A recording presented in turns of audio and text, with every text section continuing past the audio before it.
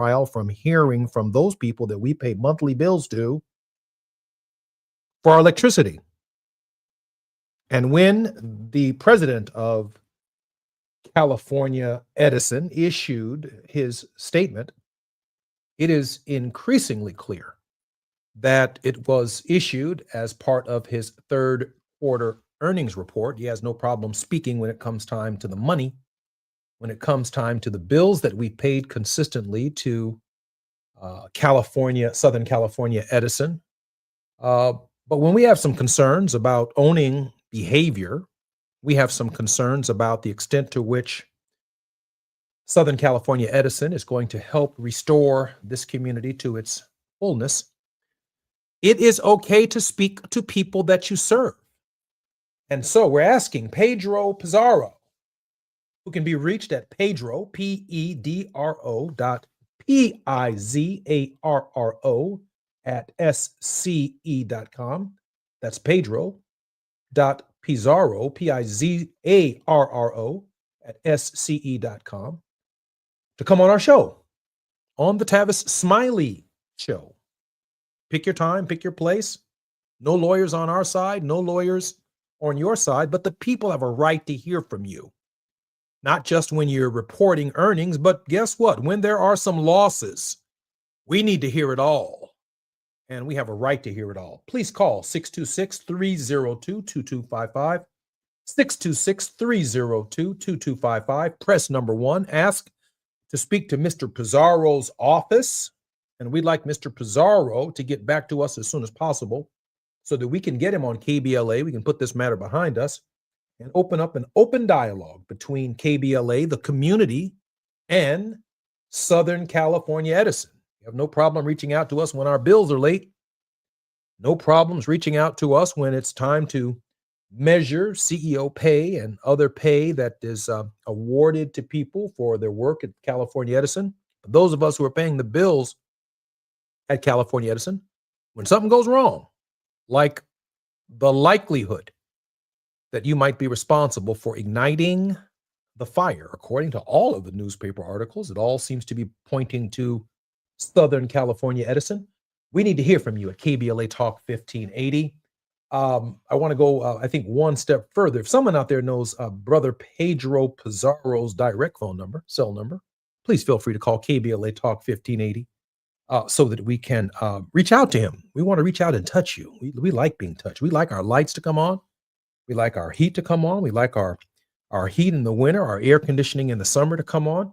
And we'd like to have a responsive Southern California Edison when it comes to the issues that affect all the property that we have, all that we own, the disruption of our families, the disruption of our school system, the disruption of our Thanksgiving. Those of us who live in Altadena deserve to hear from our power company as soon as possible. Pedro.Pizarro at sce.com. 626-302-2255. Press number 1 to get Mr. Pizarro's office. But if you find his cell number, please send it to KBLA so that I can holler at him on behalf of KBLA. And I'm sure Tavis would like to holler at him, and Dominique DePrima and Nee Cordelai Corte and all of us. Brother Zoe, we want to holler at you, man. We need to find out what's going on, and we want you to come. We're civil people. We're not crazy. We're not in the White House. We're just at KBLA in Leimert Park, representing the people whose homes caught on fire, who lost their businesses and everything that they own. We ought to be able to hear from Pedro Pizarro. I'm Jesse Jackson Jr., listening to the Jesse Jackson Jr. Show. I know that we have a little bit more that we're going to talk about when we come forward. I want to talk about, in part, the first part of our program is going to deal with the Democratic Party and its behavior during the shutdown. We're also going to deal with the pardons that Donald Trump released. And I want to thank my favorite millennial, knowing that we only have just a moment. Ernest Krim is an 4-time Emmy-nominated producer, historian, teacher. Ernest, I really want to hear what the millennials have to say when we come forward on the number of national issues. Ernest, welcome forward to the Jesse Jackson Jr. Show. Well, thanks again for always having me, brother. I can't wait to get into this. It's been quite an eventful week, to say the least. It certainly has. I'm Jesse Jackson Jr. You're listening to the Jesse Jackson Jr. Show on KBLA Talk 1580. Pedro, Pizarro, we're looking for you. More when we come forward on KBLA Talk 1580. While you're stuck in traffic, we can at least bring you up to speed on the news of the day. You're listening to Jesse Jackson Jr. only on KBLA Talk 1580.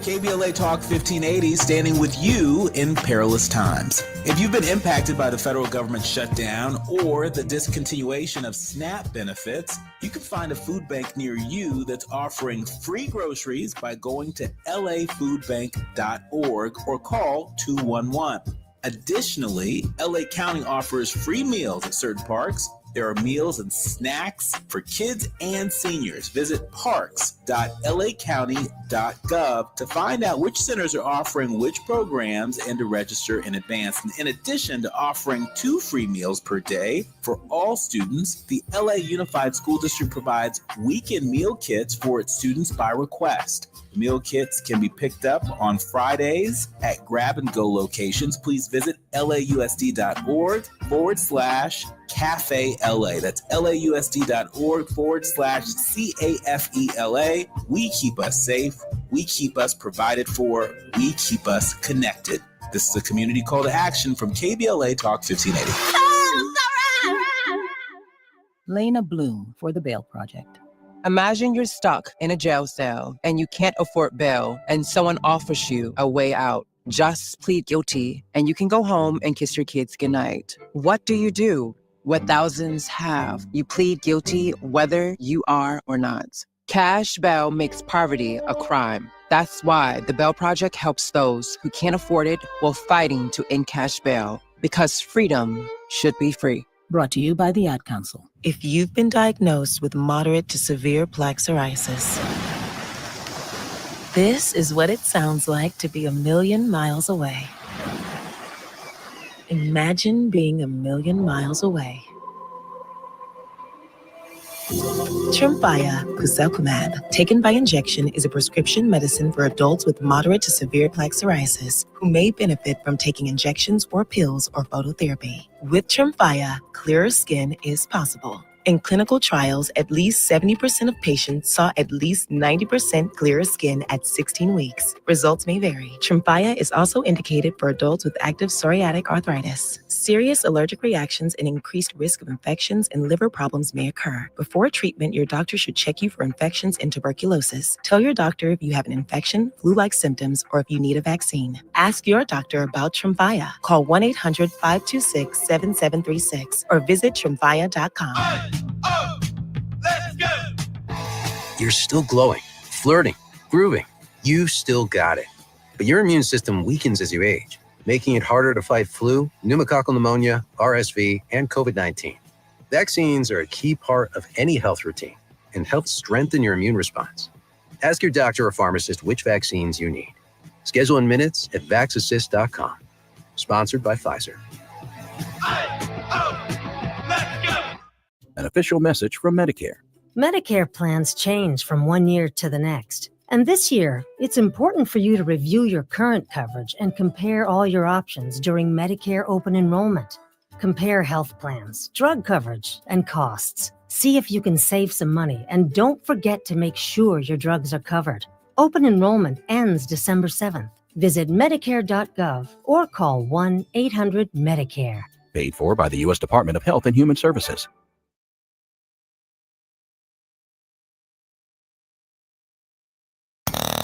Now back to more of Jesse Jackson Jr. on KBLA Talk 1580.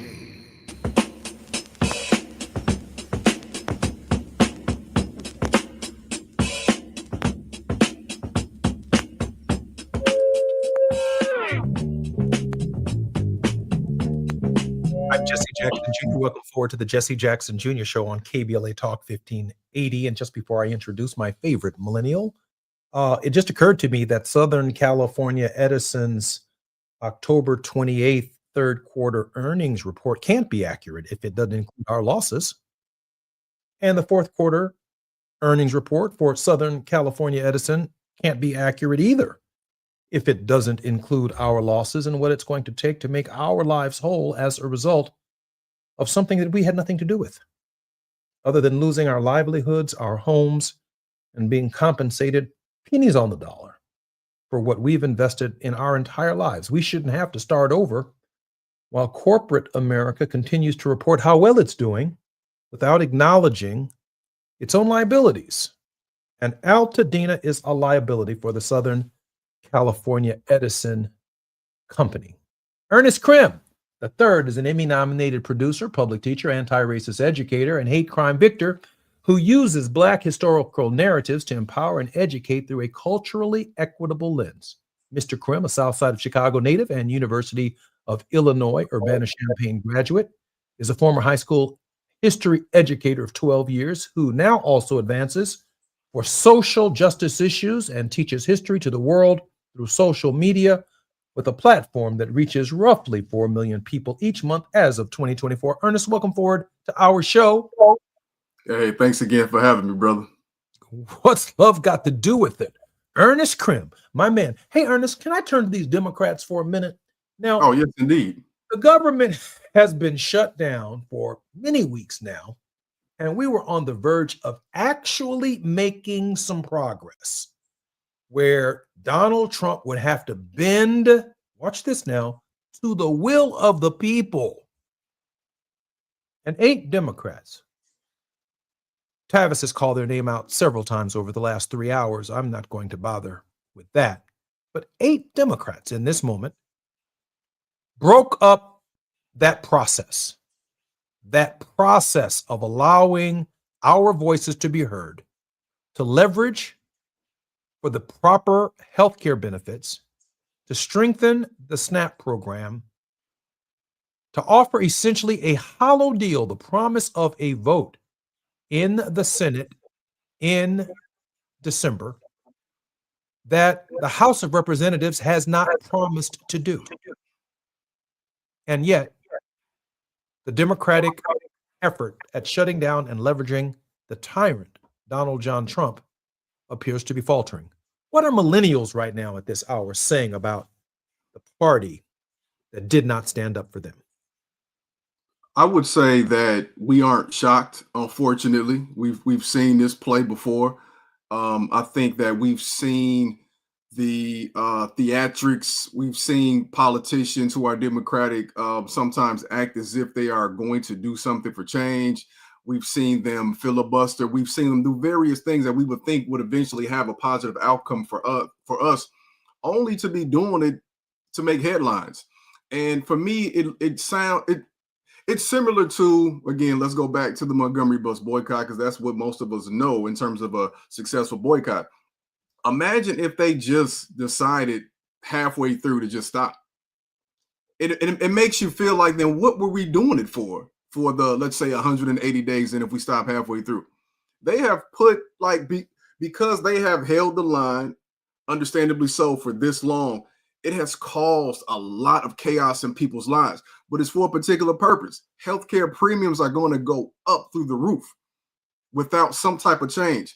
We understand that SNAP is being cut. ICE is being paid. The budget for that is going up. So it feels like you said, there was some type of substantial progress that could have been made, but to make it this far and stop makes it feel like, to me and others, that there was no particular goal in mind, and no aim and no purpose. And I think the overarching theme that we see with the Democratic Party is there is really no unity.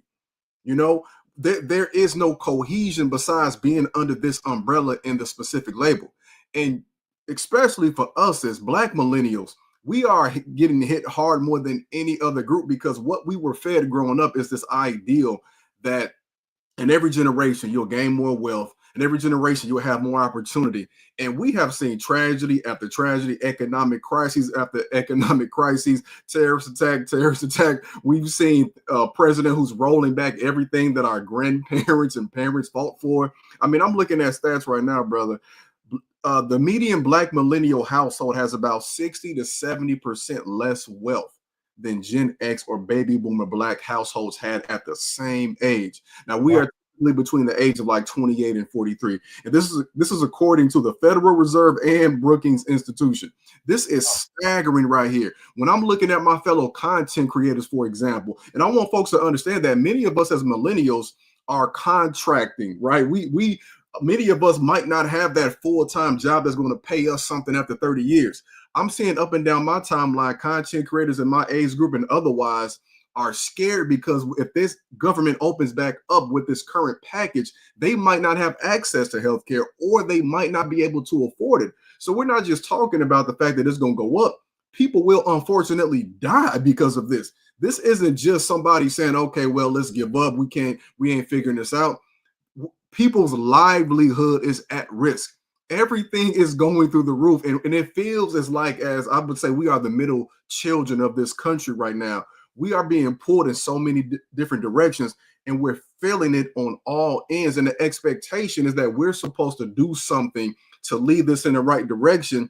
But the keys we've been given to this country, although it might look like a luxury car on the outside to some folks, it's broke down, it's busted inside, and it needs some repair as soon as possible, man.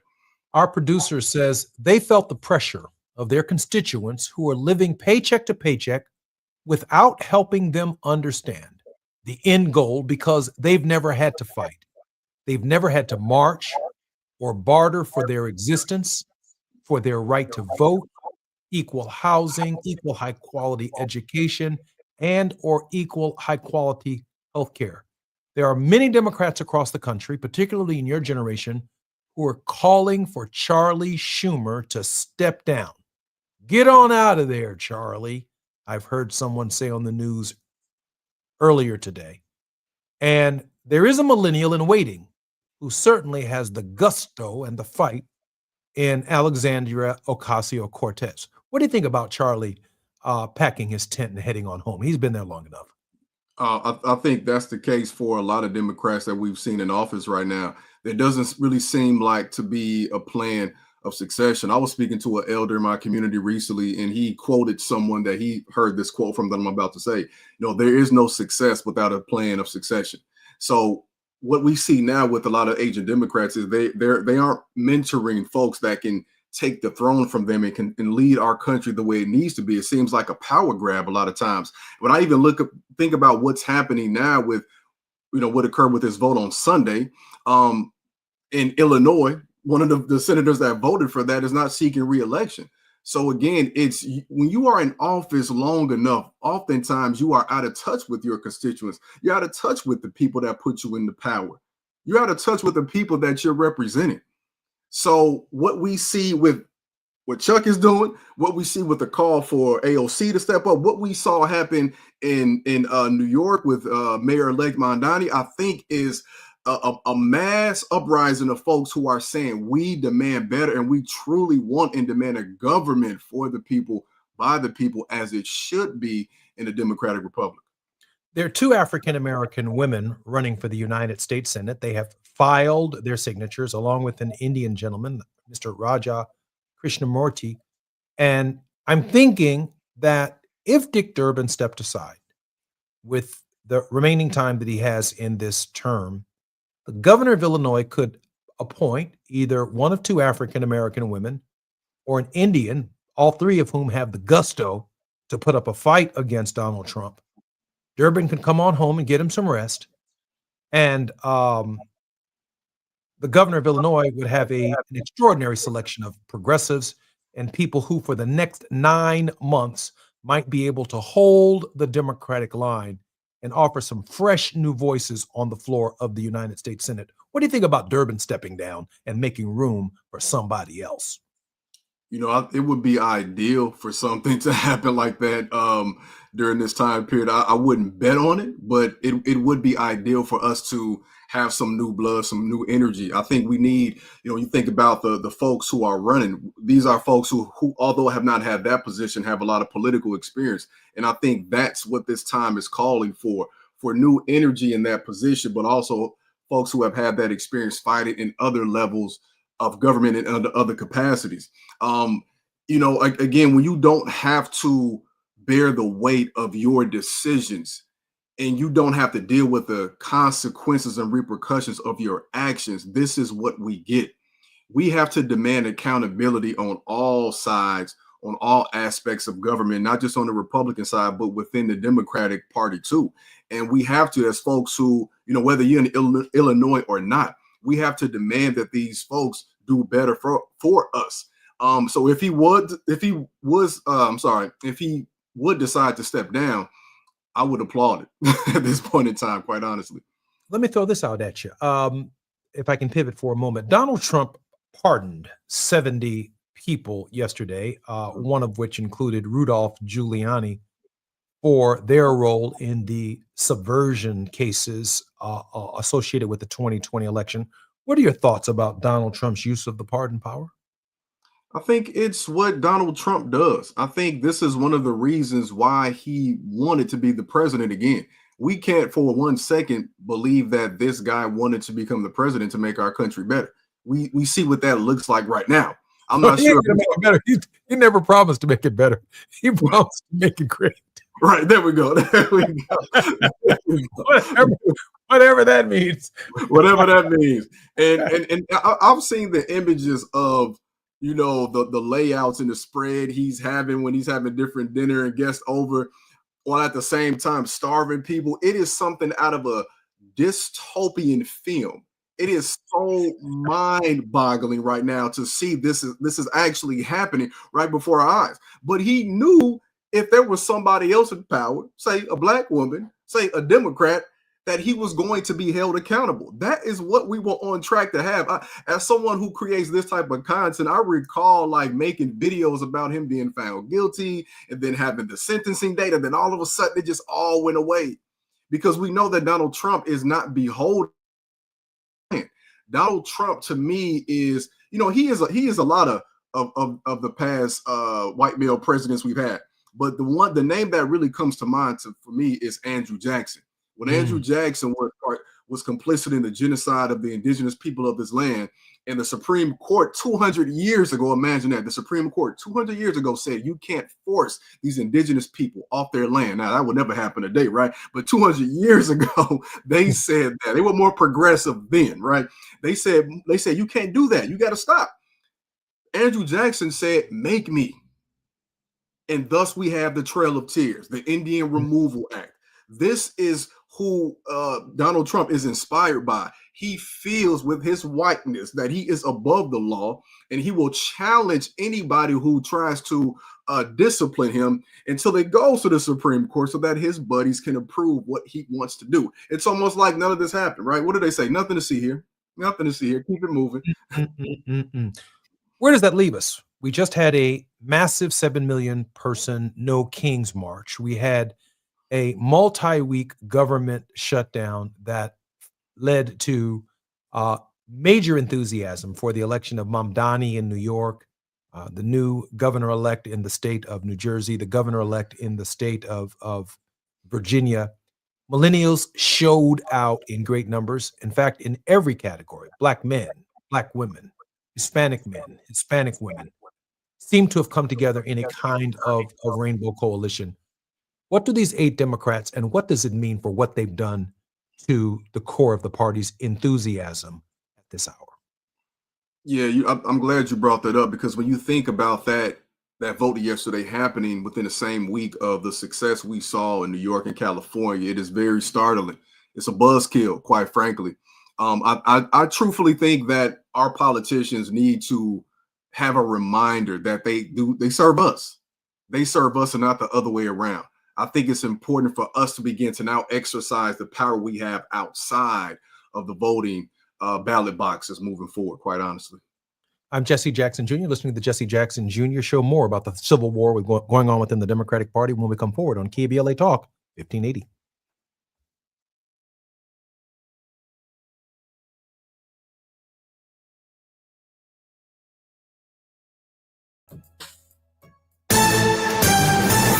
I'm Amber Payton with BIN News Now. The longest government shutdown in U.S. history continues despite progress in the Senate. Black House Minority Leader Hakeem Jeffries says most Democrats oppose the bill. The overwhelming majority of Senate Democrats, led by Leader Schumer, are opposing this bill in the Senate. The Senate must still rewrite and approve the agreement before sending it to the House and President Trump.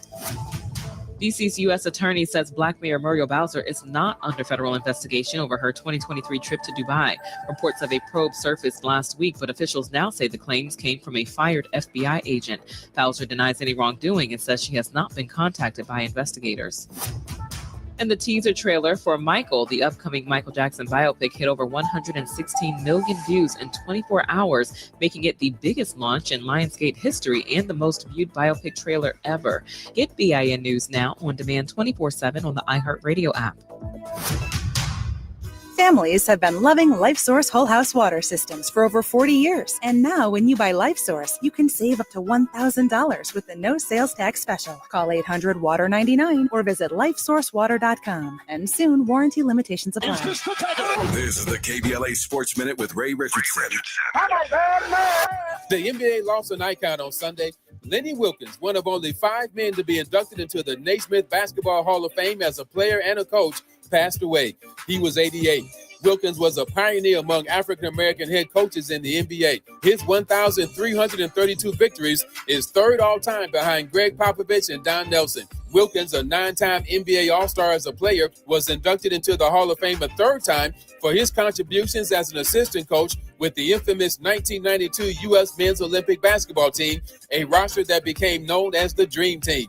Lenny Wilkens, an outstanding legacy as a player and a coach. The UCLA and USC women's basketball teams are ranked in the top 10 in this week's Associated Press Top 25 poll. UCLA is third behind UConn and South Carolina. USC is number 8. No debates, no speculation, just the info you need. That's your KBLA Sports Minute. I'm Ray Richardson on KBLA Talk 1580.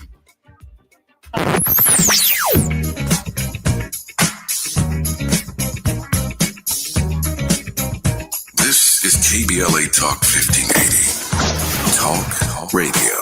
That's music to your ears. We're unapologetically progressive. KBLA Talk 1580. Find what you love, love what you find. A total wine and more. There's so much waiting for you. Spirits and beer, thousands of wines. Guides in the know and prices so low. It just might blow your mind. You're gonna find what you love and love what you find. With curbside pickup and delivery available, you'll always find what you love, only at Total Wine & More. Drink responsibly, B21. We've got a lot to talk about. I'm Reverend Gerald, the life coach. Is someone you love struggling with addiction and mental illness? Is improving your family's health important? Want to leave a legacy that your family can grow? Are you ready to enhance your perception of life experiences? Then wake up weekends at 7 a.m. with Urban Family Focus and get the wisdom, opportunity, resources, and motivation to live your best life. Join the conversation on Urban Family Focus Saturday and Sunday at 7 a.m. Unapologetically progressive. KBLA Talk 1580. We've got your black. Established in 2020 during a time of deep racial unrest across our state and country, the Black Freedom Fund was created to make sure that leaders and organizations working to support Black communities and build power have the resources they need to stay in the fight for the long haul. We believe that those closest to the issues impacting our communities know best how to solve them. That's why in just the last 5 years, we've granted more than $45 million to over 200 grassroots organizations across California. That is the largest collective investment in Black organizing in history, and we're just getting started. We are clear-eyed and committed, more now than ever, to our people, our power, and our possibility. Join us in creating a future where Black people harness their full power to shape their lives and realize a just world for all. Learn more at fundblackfreedom.org. That's fundblackfreedom.org. The Black Freedom Fund is proud to sponsor Conversation Live Altadena Rising with James Farr on KBLA Talk 1580. KBLA Talk 1580, standing with you in perilous times. If you've been impacted by the federal government shutdown or the discontinuation of SNAP benefits, you can find a food bank near you that's offering free groceries by going to lafoodbank.org or call 211. Additionally, LA County offers free meals at certain parks There are meals and snacks for kids and seniors. Visit parks.lacounty.gov to find out which centers are offering which programs and to register in advance. And in addition to offering 2 free meals per day for all students, the LA Unified School District provides weekend meal kits for its students by request. Meal kits can be picked up on Fridays at grab-and-go locations. Please visit lausd.org/Cafe LA. That's lausd.org/CAFELA. We keep us safe. We keep us provided for. We keep us connected. This is a community call to action from KBLA Talk 1580. You're listening to Jesse Jackson Jr. on KBLA Talk 1580.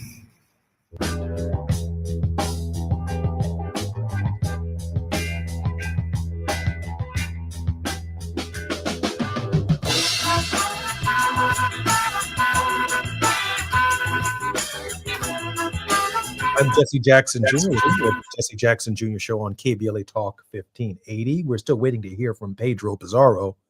According to an AI overview, property losses for the Altadena wildfire are estimated at $7.8 billion. Part of the larger Los Angeles area fire catastrophe, which was caused by an estimated 250 to 275 billion in total economic damage.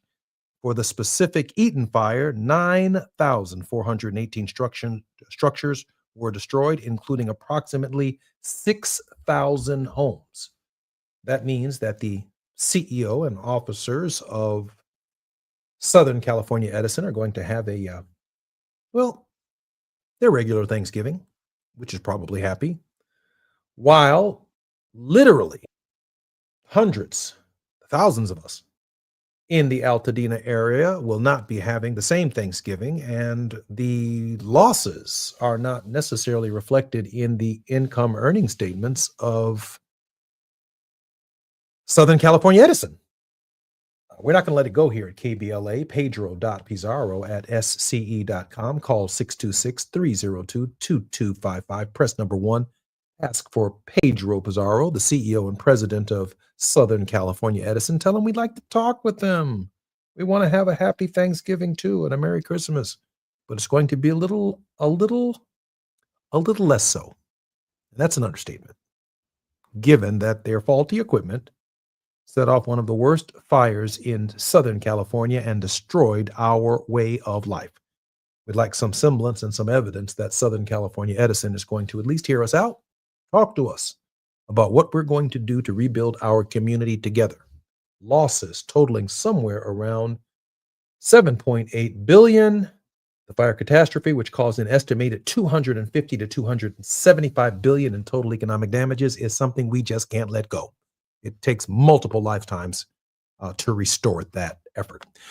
In this hour, Ernest Krim III is my man. Hey, Ernest, let me ask you a question about this civil war within the Democratic Party. Does it have consequences for the 2026 elections in terms of Democratic enthusiasm, possibly? Certainly in these senatorial races where these senators, some of them, are running for re-election.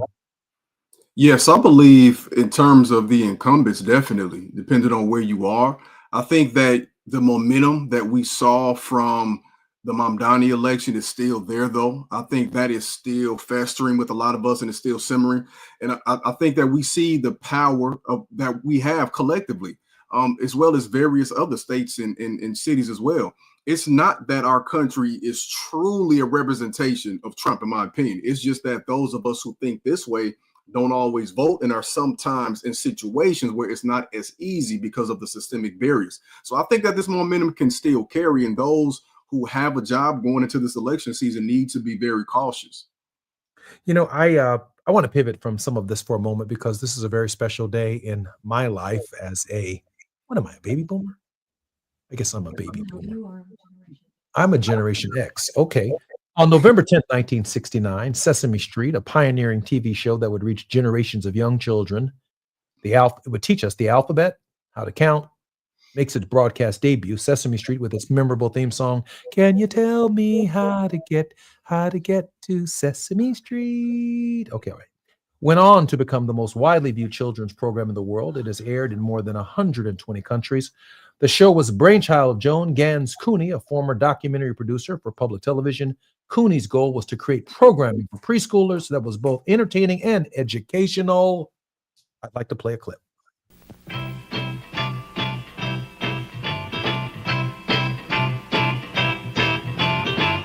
Sunny day, sweeping the clouds away.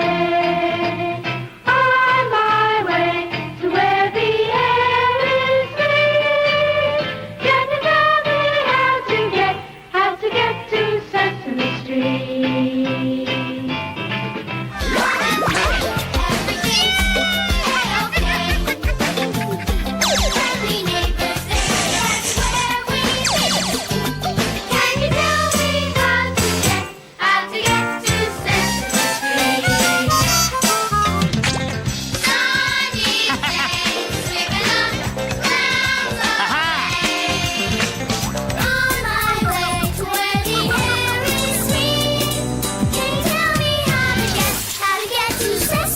Street? What now?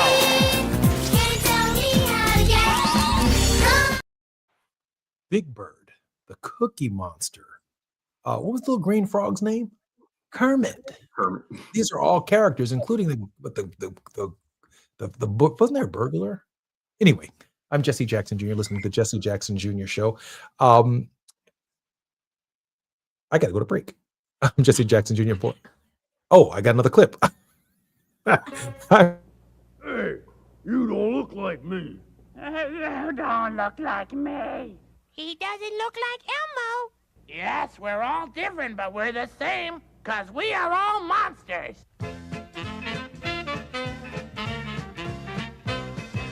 I am blue. I am green. I am red. I am gray. What's the difference anyway? We're all monsters. I am fat. I am thin. I am short. I am tall. Doesn't matter much at all. We're all monsters. And we love to play together. And we love to stay together. To spend the day together. And we sing this song together. 'Cause we get along together. You know, one of the fascinating things, Ernest, about Sesame Street when I was growing up was it was preparing us coming out of the civil rights movement for diversity. It was preparing us to live with people who were different than we were, not as people, but certainly as cultures, and the ability to accept the fact that we have our differences, but they're to be celebrated. Your thoughts on the anniversary of Sesame Street? I have so much nostalgia, especially when you begin to play that 90s time frame. I did not know that history growing up. You know, that wasn't something I knew until I was an adult. But when I look back at it, it makes so much sense to understand that this came from a desire to unite us as people, and it was strategically created for Black children, Latino kids, kids who might be in conditions of in poverty. And it had us in mind, the idea that we might not be able to have access to preschool, so we can at least have educational tools on television as more folks are starting to have access to TV. Think about how the television was used as a medium for change during that time, and then the idea that we can continue to do that. I think what's very important for us to realize about this too is not just the representation, but the understanding that if we can build strong children, we can build a strong country and community. Frederick Douglass said it is easier to build stronger children than repair broken men. And I think that holds true. This is why we are also being attacked with SNAP being defunded and healthcare premiums going through the roof. There was also an effort to defund PBS and take away Sesame Street, which now has to go to Netflix, you know, of all places. So this brings back so many nostalgic memories for me, because it also, like you said, it seems as though this was the ideal for what we could have been as a society. But I think one of the best ways to think about this in terms of the present day is to realize that when this show first debuted, the Mississippi State Commission on Education voted to ban it in 1971 because it showed to them an unrealistic integrated cast. They just couldn't have this on the air. So Mississippi in 1971, America in 2025, the more things change.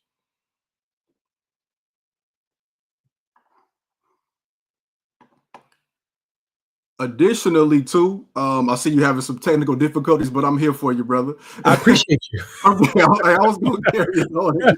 You know, I got to take us to break. I'm Jesse Jackson Jr. You're listening to the Jesse Jackson Jr. Show on KBLA Talk 1580. My favorite millennial who knows how to cover for me is Ernest Krim. More when we come forward on KBLA Talk 1580. Let's bring you up to speed on the news of the day. You're listening to Jesse Jackson Jr. only on KBLA Talk 1580.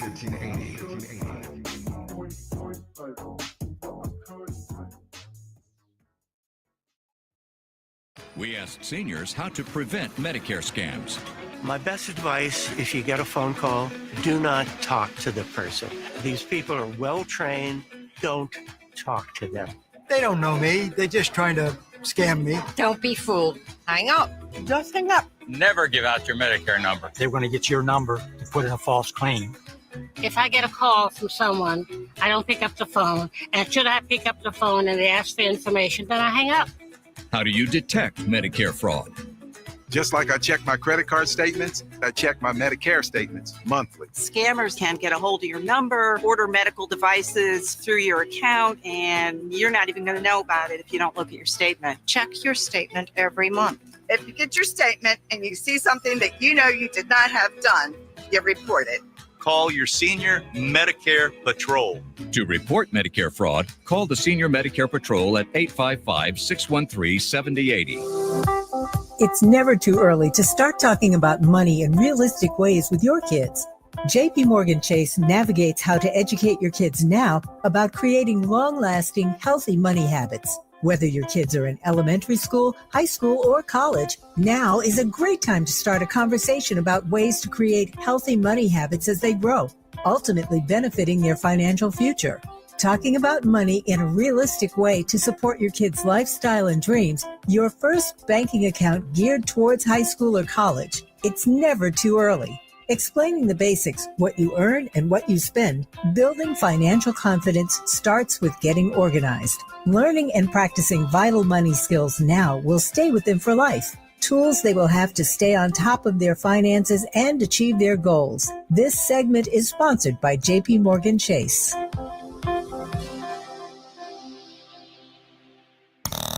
Now back to more of Jesse Jackson Jr. on KBLA Talk 1580.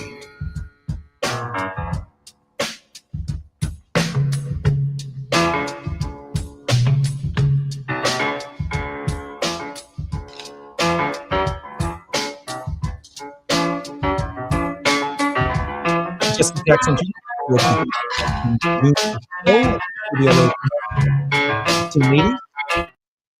From the show's inception, one of the most loved aspects has been a family of puppets known as Muppets. Joan Gans Cooney hired puppeteer Jim Henson to create a cast of characters that became Sesame Street institutions, including Bert and Ernie, Cookie Monster, Oscar the Grouch, Grover, and Big Bird.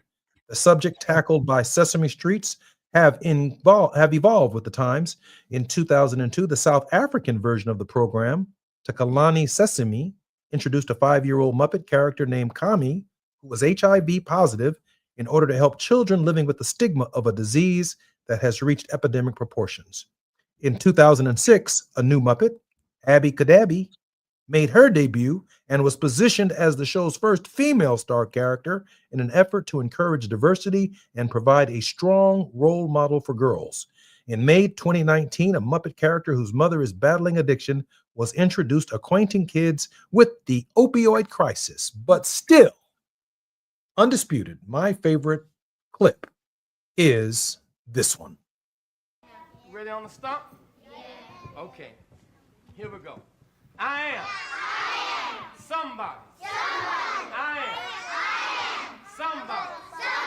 I may be poor, but I am somebody. I may be young, but I am somebody.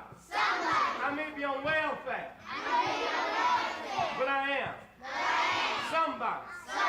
I may be small, but I am somebody. I may make a mistake, but I am somebody. My clothes are different. My face is different. My hair is different. But I am. Somebody. I am black. Brown. White. I speak a different language. But I must be respected. Protected. Never rejected. I am. God's child. I am. Somebody. Give yourself a big hand.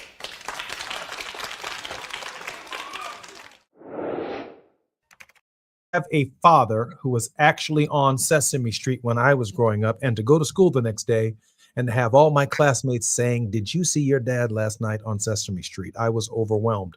A lasting impact and a lasting legacy, Ernest. You had ultimate bragging rights. I mean, I want to be on that show now, so before my kids get too old. And and I think was deep about that too is they understood the incorporation of political figures, celebrity figures, in teaching our kids important lessons. That representation was powerful. They had James Earl Jones back in the day. They had Patti LaBelle, Ray Charles, Whoopi Goldberg, Stevie Wonder, Michelle Obama, Diana Ross. I mean, Lauryn Hill. We saw Michael B. Jordan recently, Usher, Hillary Clinton. We talking Donny Osmond, Blair Underwood, Carrie Underwood, like from so many different walks of life. That representation, whether it was folks who look like us or pop stars in general, I think served a great purpose to also let folks know too, like at our core, we need to be able to teach our kids the way to go moving forward. And Sesame Street is a pillar of what America should truly be about. And if you are an enemy of PBS and Sesame Street, like what is wrong with you? If you know, and I don't want to go too far off this, but like to me, there's a correlation between that and then saying you don't want to have SNAP funds allocated when most of the people who are going to starve because of that, children, elderly, and that demographic, of course, is being served by Sesame Street. What are your thoughts about the attack on kids, the attack on the poor, the attack on culture, the attack on every norm that we can conceivably imagine that reaches all the way down to preschoolers? Yeah, I think it's proof of a continuation of what American politicians at that level have done. It does not usually always go towards white folks the way we've seen now, but it's something that unfortunately is a constant. And they understand that the more they can disenfranchise us, the more likely they are to gain power. They don't want us to grow into strong people. And like your father said, to believe that we are somebody. And what's even scarier to them than us growing up and believing that we are great is us aligning with other people who understand the distraction that racism and racist policies are.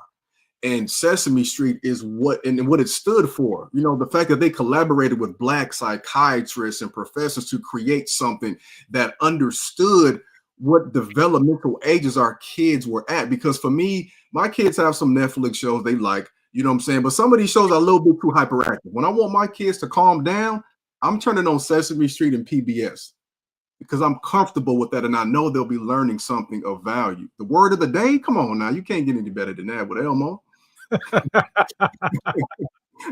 Ernest, I'm particularly proud of you. Let me go to politics for one more second before your word of hope.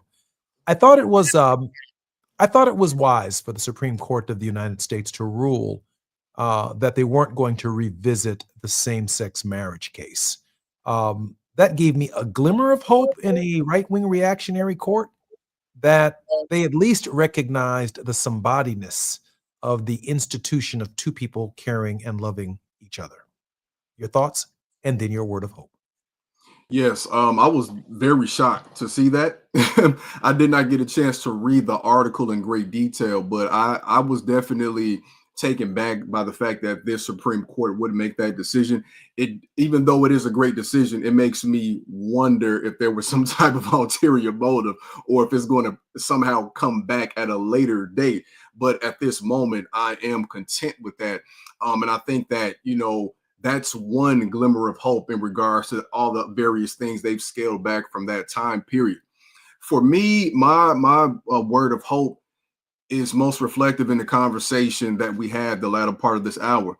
I've really been thinking about this over the weekend, and on my morning walk that I take, I was reflecting on this as well. I think that whenever we find ourselves to be in situations like this, the best thing to do is think about what we can do in our immediate community to resolve that and provide help and to serve others. I think that when you reflect on what our congressmen are supposed to do, our U.S. reps, our senators are supposed to do, they're supposed to be the ones, like a mayor, right? They are aware of the issues going on in their district and in their city. But instead of reporting to a city for remedies, they report to the federal level. We need to bring that core of community focus with our politicians back. We understand they aren't activists, many of them, but also they have to remember that they serve us. And besides going to our communities to figure out, look, we know SNAP might not be here for a lot of folks coming into the holiday season, but what can we do to feed people during this time? What can we do with healthcare access during this time? Our folks in the 60s, in the 70s, and even beyond then provided remedies because they did not most times have the luxury of these social safety nets. So if this is frustrating to you as it should be, check on your neighbors. If this is frustrating to you, talk to your kids if they are in school and ask them if they know about any of their peers who are struggling during this time, because that's the most important thing we could do. For many of us, our family day will be in 2 weeks from now, that some people might call Thanksgiving, right? Is everybody in your community going to be well fed? Does everybody have clothing for that time? In the Chicago area, we had snow, right, out of nowhere. Does everybody have gloves, scarves, right? There's only so much we can do on that federal level. Sometimes we have to wait until we can vote, but we can serve each other now. And if you are really frustrated, like I know a lot of you all are, outside of doing that, find a way to invest in our children. That's what Sesame Street stood for. When I'm most frustrated, I think about what I can do to pour into our kids, to mentor our kids, to teach and create something that is reflective of the world that I want them to have moving forward. You know, I was reading the book by Howard Thurman in the final 2 minutes of our program called With Head and Heart, the autobiography of Howard Thurman. And he talked about growing up in the rural South. He talked about growing up in segregation. He talked about how hard his life was, including missing meals and how he had to struggle to read and how he had to struggle to help his sharecropping family. The story ends when he goes to a train station because his mama and his father wanted him to get a college education. So Howard Thurman goes to the train. He takes his ticket that he purchased to go to Morehouse College. And when he got to the train station, the conductor said that he could not board the train. The ticket agent said you could not board the train unless you pay $1.50 to get your trunk, T-R-U-N-K, onto the train with all of his belongings. Howard Thurman went over in the corner and he began crying. And he said when he looked down at his feet, he saw these old rusted brown boots, a man standing there in his overall. And the man said, "What you crying about, boy?" And he said, "I can't go to college because I can't afford to take my bag on the train." And the old man dug in his little satchel and a little tie-up wallet, went and took $1.50 out and bought a ticket for him. All he did was remember the man walking with the overalls in the opposite direction of the train when he was on his way to college. He dedicated his autobiography to the stranger who sent him to college. With head and heart, Howard Thurman. My very special guest in this hour has been none other than the great Ernest Krim, my favorite millennial. Ernest, can't wait to see you next week. Till next week. Thanks again, brother. See you soon. I'm Jesse Jackson Jr. More on Moving Mountain Mondays with Reverend Teresa Hort Owens when we come forward. KBLA 1580 Santa Monica. I'm Amber Payton with BIN News Now. The longest government shutdown in U.S. history continues despite progress in the Senate. Black House Minority Leader Hakeem Jeffries says most Democrats oppose the bill. The overwhelming majority of Senate Democrats, led by Leader Schumer, are opposing this bill in the Senate. The Senate must still rewrite and approve the agreement before sending it to the House and President Trump. D.C.'s U.S. Attorney says Black Mayor Muriel Bowser is not under federal investigation over her 2023 trip to Dubai. Reports of a probe surfaced last week, but officials now say the claims came from a fired FBI agent. Bowser denies any wrongdoing and says she has not been contacted by investigators. And the teaser trailer for Michael, the upcoming Michael Jackson biopic, hit over 116 million views in 24 hours, making it the biggest launch in Lionsgate history and the most viewed biopic trailer ever. Get BIN News now on demand 24/7 on the iHeartRadio app. Families have been loving LifeSource Whole House Water Systems for over 40 years. And now when you buy LifeSource, you can save up to $1,000 with the no sales tax special. Call 800-WATER-99 or visit lifesourcewater.com. And soon, warranty limitations apply. This is the KBLA Sports Minute with Ray Richardson. The NBA lost an icon on Sunday. Lenny Wilkens, one of only 5 men to be inducted into the Naismith Basketball Hall of Fame as a player and a coach, passed away. He was 88. Wilkens was a pioneer among African-American head coaches in the NBA. His 1,332 victories is third all-time behind Greg Popovich and Don Nelson. Wilkens, a 9-time NBA All-Star as a player, was inducted into the Hall of Fame a third time for his contributions as an assistant coach with the infamous 1992 U.S. Men's Olympic basketball team, a roster that became known as the Dream Team. Lenny Wilkens, an outstanding legacy as a player and a coach. The UCLA and USC women's basketball teams are ranked in the top 10 in this week's Associated Press Top 25 poll. UCLA is third behind UConn and South Carolina. USC is number 8. No debates, no speculation, just the info you need. That's your KBLA Sports Minute. I'm Ray Richardson on KBLA Talk 1580.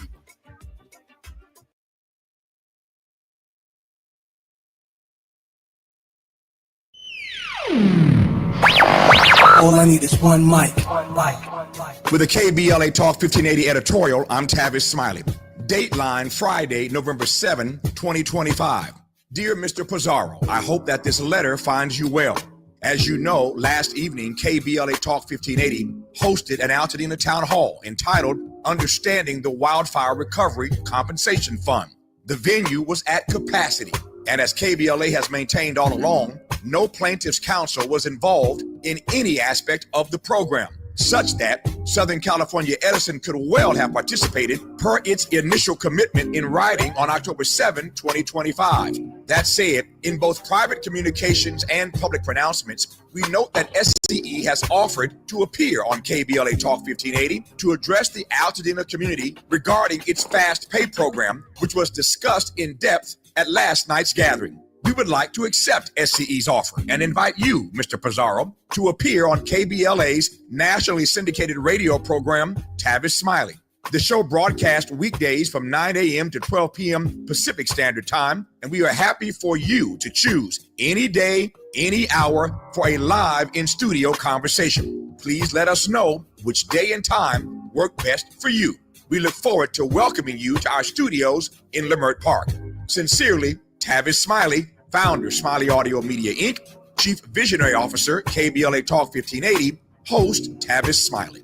With a KBLA Talk 1580 editorial, I'm Tavis Smiley. As always, we welcome your feedback.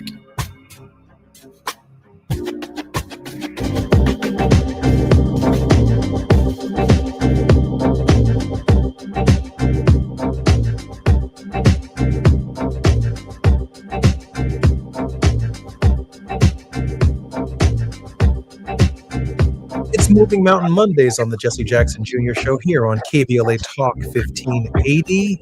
Welcome to the Jesse Jackson Jr. Show. I'm Jesse Jackson Jr. Reverend Teresa Terry Hord Owens is the General Minister and President of the Christian Church, Disciples of Christ in the United States and Canada. She's the first person of color and second woman to lead the denomination since her election in 2017. Reverend Hord Owens's ministry actively reflects the disciples' priority of being an anti-racist church, being a movement for wholeness, welcoming all to the Lord's table as God has welcomed us. Her exhortation to the church, let's be the church we say we are. It is in being who we say we are that we actively bear witness to God's limitless love for all. In addition to collaborative service with the ministries that comprise Disciples Justice Ministries, she has been active in leadership in the Poor People's Campaign and other ecumenical and interfaith collaboratives, including the Faith Table. Madam President, welcome forward to the Jesse Jackson Jr. Show. Thank you, my brother. It's always good to be with you. It certainly is good to be with you.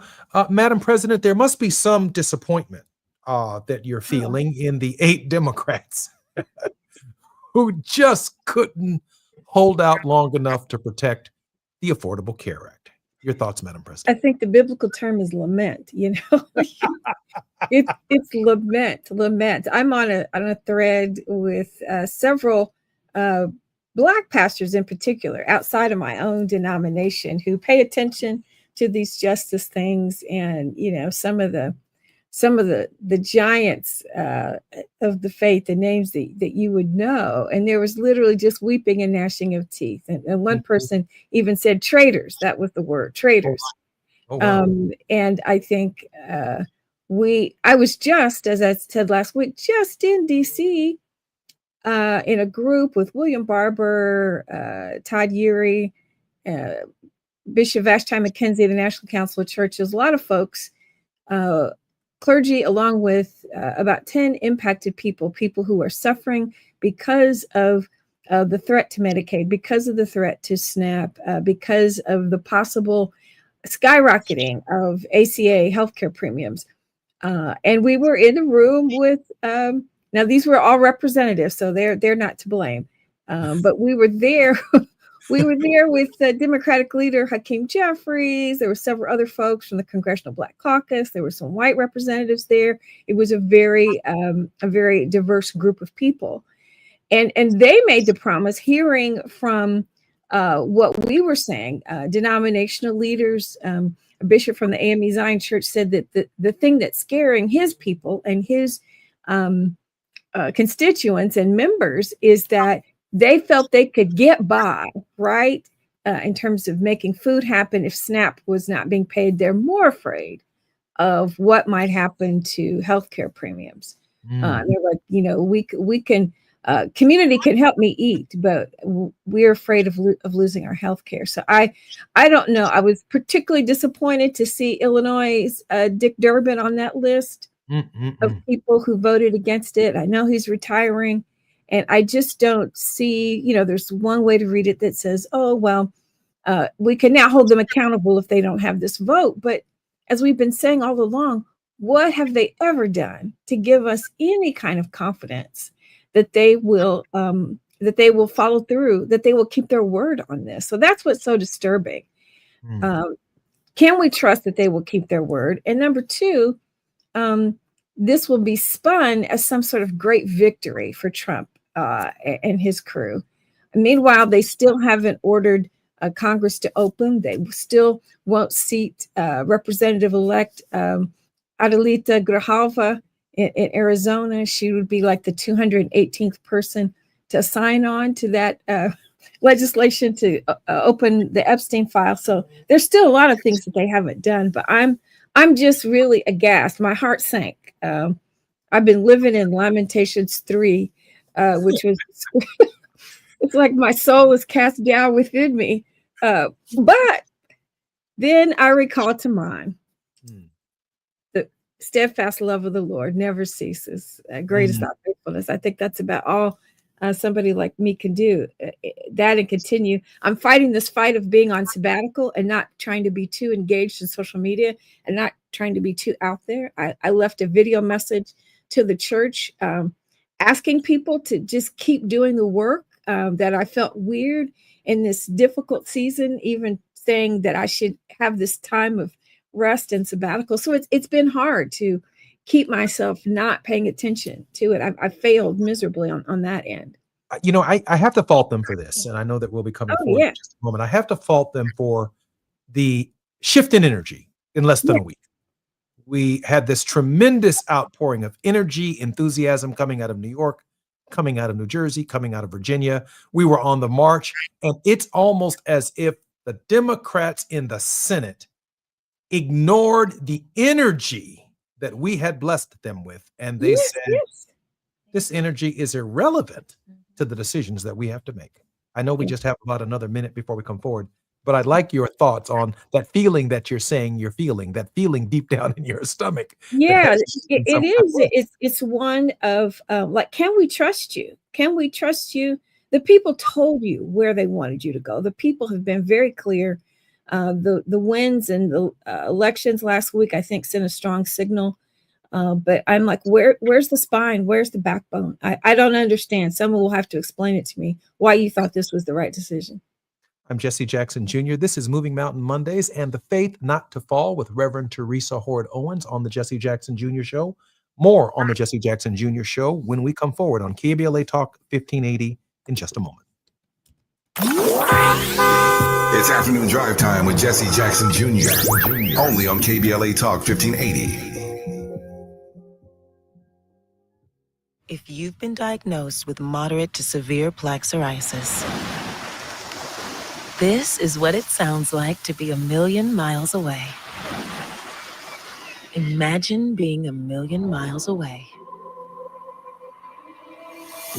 Tremfya guselkumab, taken by injection, is a prescription medicine for adults with moderate to severe plaque psoriasis who may benefit from taking injections or pills or phototherapy. With Tremfya, clearer skin is possible. In clinical trials, at least 70% of patients saw at least 90% clearer skin at 16 weeks. Results may vary. Tremfya is also indicated for adults with active psoriatic arthritis. Serious allergic reactions and increased risk of infections and liver problems may occur. Before treatment, your doctor should check you for infections and tuberculosis. Tell your doctor if you have an infection, flu-like symptoms, or if you need a vaccine. Ask your doctor about Tremfya. Call 1-800-526-7736 or visit tremfya.com. Are you drowning in IRS tax debt? With Civic Tax Relief, they were able to save me upwards of $80,000 that I would have had to pay had I not reached out to them. Get ready for a toll-free hotline. Take advantage of new IRS tax forgiveness programs that may protect you from IRS collection agencies. I owe the IRS $37,000. They have the power to garnish your wages, put liens on your property,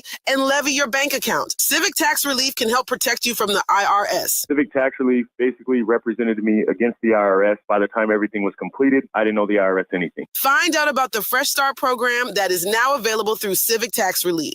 Civic Tax Relief's special tax hotline can help you discover all the relief programs available for free. I would recommend anyone who has a tax problem to contact Civic Tax Relief. Just call 800-285-3500, 800-285-3500. Don't wait. Call now. 800-285-3500, 800-285-3500.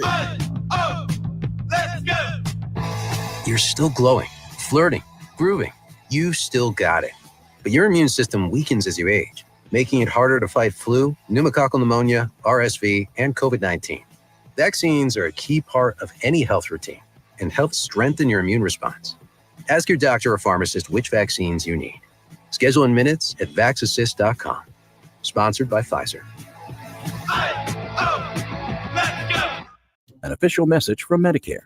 Medicare plans change from one year to the next. And this year, it's important for you to review your current coverage and compare all your options during Medicare open enrollment. Compare health plans, drug coverage, and costs. See if you can save some money, and don't forget to make sure your drugs are covered.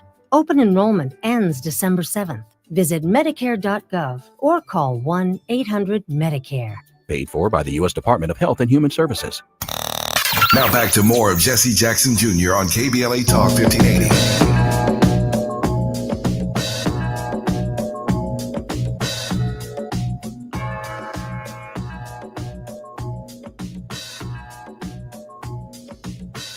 I'm Jesse Jackson Jr. Welcome forward to the Jesse Jackson Jr. Show on KBLA Talk 1580. The resistance can count on Alex Padilla. The resistance can count on Adam Schiff. Under the leadership of Gavin Newsom and these two senators in the state of California, the resistance is real in California. Now, I can't understand why here in the state of Illinois, all this blueness we got going on, why we have one senator, Tammy Duckworth, who voted against the measure. But Dick Durbin, Madam President, I can't let you get away without discussing Dick Durbin's future. There are two African-American women who are running for the United States Senate from Illinois right now.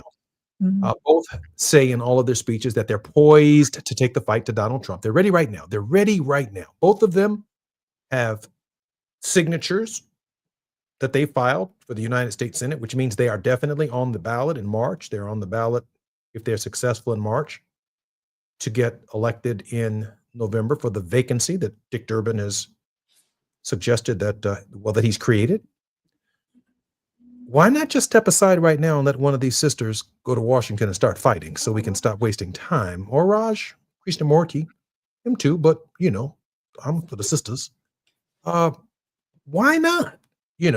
Let someone get the seniority of about 8 months over any incoming class. Right now, you want to do something for the country, get out the way. Let the governor make the appointment, and whoever comes from Illinois will have at least a half a year of seniority over anyone entering the freshman class. Mhm. Which means they will likely get in the Senate their choice of committees because they will have more seniority than any incoming. Shouldn't Durbin just kind of like Spike Lee do the right thing? Do the right thing. I think, when I heard the last few times I've heard Senator Durbin on television interviews, he does seem like he's slowing down. And we all Seems yeah, he's slowing down. He's just not as sharp as he, I've lived in Chicago most of my adult life, and I've never really almost known a time when he wasn't one of the senators from Illinois, but he is slowing down. And I do think, I don't know what caused him to wobble and fall. I would love to have known the conversations that perhaps he had with Senator Duckworth. I think Governor Pritzker would have been happy to appoint. I'm not sure what that means because I think he would have appointed, he's already endorsed Juliana Stratton, I think, his lieutenant governor. I think he's already endorsed her. And what happens if he were to make her the senator, and how you feel the lieutenant governor? It would still be a lively contest between now and March. It still would be. It still would be because a lively contest, and people would have an opportunity to make the judgment. But either way, the senator, should they be successful, would have seniority by 6, 7, 8 months, almost a year. Yeah, I mean, any other senator. Yeah. Why wouldn't we take that and put that in the Illinois bank? I don't know why we wouldn't do that, and I don't understand what kinds of calculus people are making. I always say that when you do something that seems to be against the obvious interests of the people or the obvious moral right choice, there's something more important that you haven't revealed to us. So I would ask Senator Durbin, what was more important that you were willing to sort of betray what the spirit of the people was? What don't we know about this decision? And I really would love to hear him answer both why he voted and why he wouldn't do as you are suggesting. I want to know the same thing from Chuck Schumer. Oh, absolutely. That is, I've heard more calls for his retirement, not just today, but in recent years. It's been, Chuck needs to make room for somebody young, a real fighter. It's just there is no room. There is no ability, I don't think, for us to pretend as though things are like they were 20 years ago. The rules have changed, and that's what I love about Gavin Newsom and those in California who are saying, no, the rules are changed. We want to be civil, we want to have integrity, et cetera. But no, the rules have changed. We've got to go to the mat in a different kind of way, and it's very disappointing. It feels like Democrats are still playing by the people-pleasing rules. Yes, but they're missing the energy of the resistance that you believe. And because the resistance is the people, and the people are with them.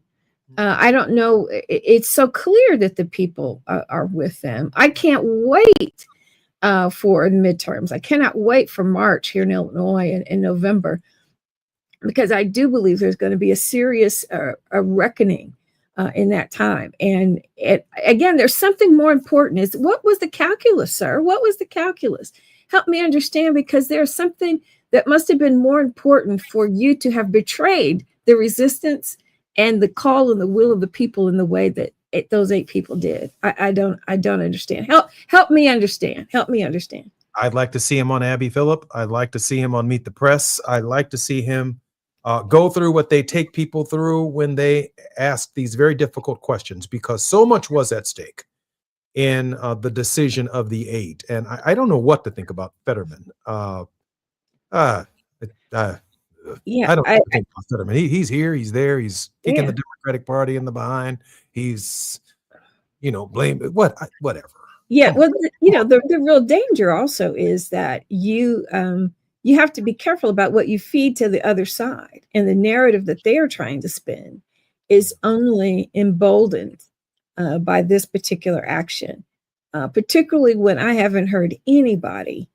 Tim Kaine, I think, was on TV early this morning saying that he, this way they had a date and they were guaranteed a vote. I was like, in whose universe are you believing these guarantees?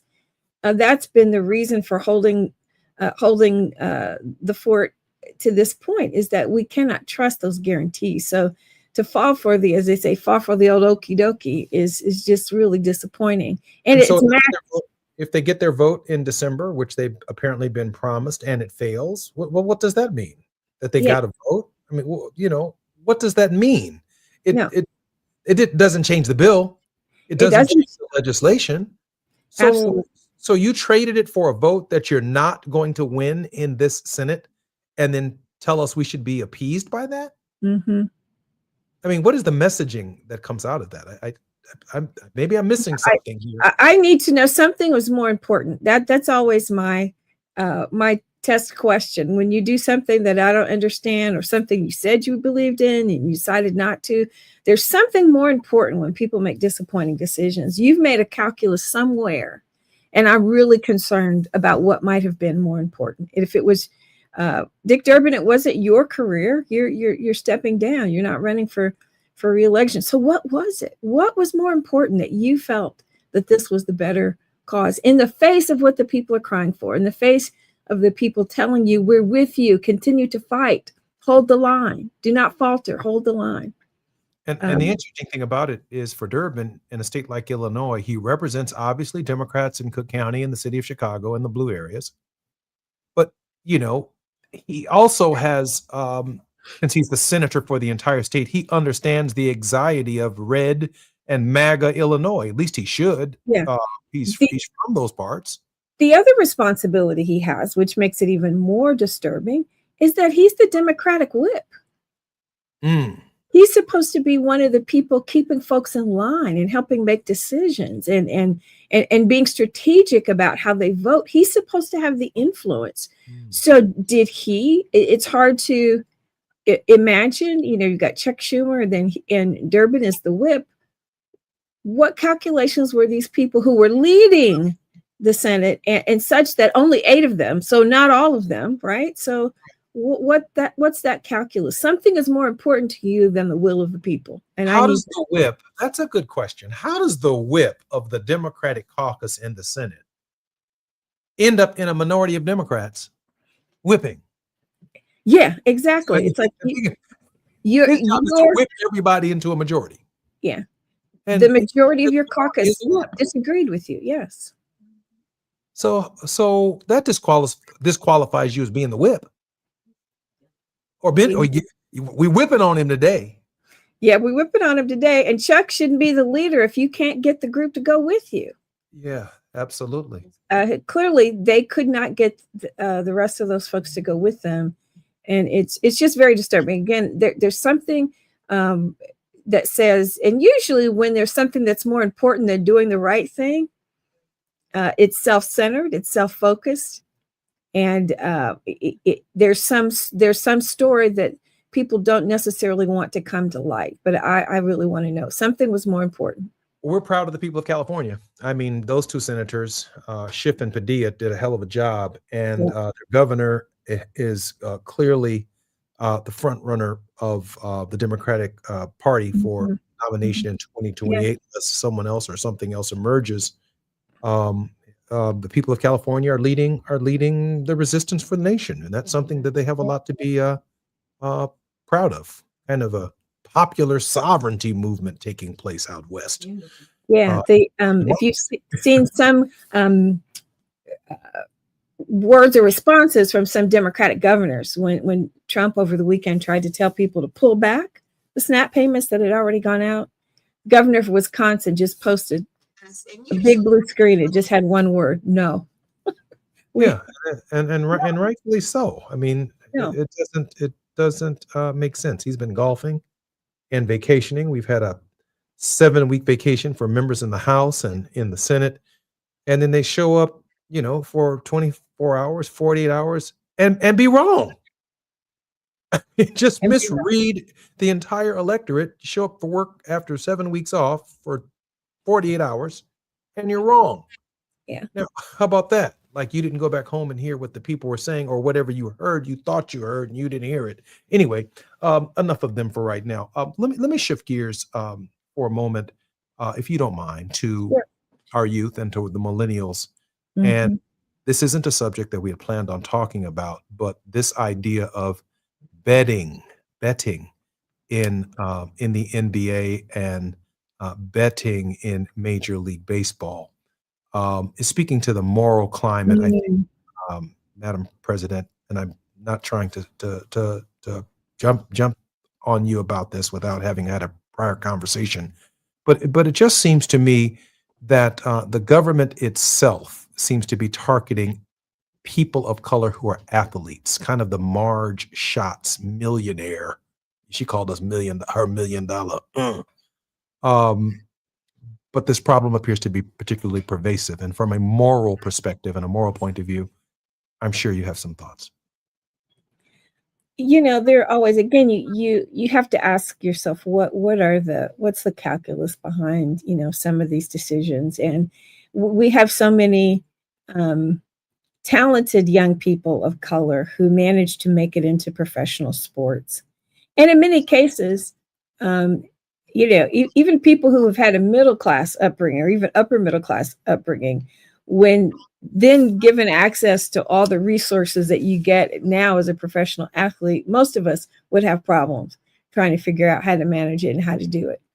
I'm always mindful, and I'm sure this is comforting to you as a parent of a couple of young adults, that the brain is not fully formed until the late 20s. And the part of the brain that is able to measure and weigh consequences is just not fully developed. And I think instead of people treating this kind of crime as though it is, that you fought the integrity of the sport, etc., but they didn't kill people. They're young. People make mistakes. There are greater sins against society that we need to be paying attention to. And when you're only looking at people of color, that's increasingly problematic. So I don't think the first response should be condemnation. The first response ought to be trying to understand why people feel the need to that. There are all kinds of psychological data that helps us understand that the gambling is an addiction. There's a particular response in the brain that happens, and it can become very addictive. I was with our 3-year-old grandson, turned 3 last week, and he had 2 parties, a family party and then a Chuck E. Cheese party this weekend. And there's one little game where you're watching the ball drop and waiting for it to hit into the little balls. And he would not leave that thing alone. And we're like, this is casino for 3-year-olds, because you get some points. And even the little 3-year-old wanted to see that again and again and again and take a chance again and again and again. So we see that our brains can be tricked and wrapped into something because of the kind of chemicals that are released to the brain that make that a pleasurable activity. So I think there's some. It's a mental health issue as much as it is a moral issue. That's really interesting, because if you think about where many of these young men come from, right? They're thrust into prime time. Fresh out of high school, they're given millions of dollars. They find themselves on national television. They are suddenly sports heroes for other little kids. And what used to be fun 10 years ago in their lives is a different kind of fun now, because you have access to all of this stuff, and it's high risk, it's high betting. And then there's the possibility of a 20-year felony. Criminal sentencing for the behavior. I think you're right. I think there are greater sins that society needs to be addressing than this. I agree. I'm Jesse Jackson Jr., listening to the Jesse Jackson Jr. Show on KBLA Talk 1580. More with Reverend Terry Hort Owens when we come forward.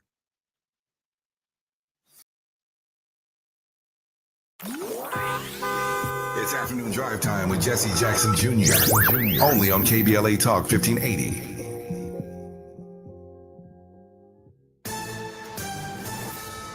Amber Payton with BIN News Now. Black House Minority Leader Hakeem Jeffries criticized Republicans on NBC's Meet the Press, saying they're not acting in good faith on health care as the government shutdown drags on. We're also fighting to drive down the high cost of living. Donald Trump promised to lower costs on day one. Costs aren't going down. A deal has been reached, but the Senate must still finalize and approve the agreement before sending it to the House and President Trump. Black Rep. Jasmine Crockett is praising Democrats for not pressuring Black Virginia Attorney General-elect Jay Jones to quit after old text messages surfaced showing him joking about shooting former GOP House Speaker Todd Gilbert. And Michael Jackson is still making history more than 16 years after his death. His classic hit Thriller is back on the Billboard Hot 100 at number 10, making him the first artist ever to score top 10 hits in 6 different decades. Get BIN News Now on demand 24/7 on the iHeartRadio app. Families have been loving LifeSource Whole House Water Systems for over 40 years. And now when you buy LifeSource, you can save up to $1,000 with the no sales tax special. Call 800-WATER-99 or visit lifesourcewater.com. And soon, warranty limitations apply. This is the KBLA Sports Minute with Ray Richardson. The NBA lost an icon on Sunday.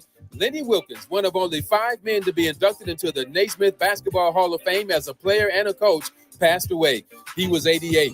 Wilkens was a pioneer among African-American head coaches in the NBA. His 1,332 victories is third all-time behind Greg Popovich and Don Nelson. Wilkens, a 9-time NBA All-Star as a player, was inducted into the Hall of Fame a 3rd time for his contributions as an assistant coach with the infamous 1992 U.S. Men's Olympic basketball team, a roster that became known as the Dream Team. Lenny Wilkens, an outstanding legacy as a player and a coach. The UCLA and USC women's basketball teams are ranked in the top 10 in this week's Associated Press Top 25 poll. UCLA is 3rd behind UConn and South Carolina. USC is number 8. No debates, no speculation, just the info you need. That's your KBLA Sports Minute. I'm Ray Richardson on KBLA Talk 1580.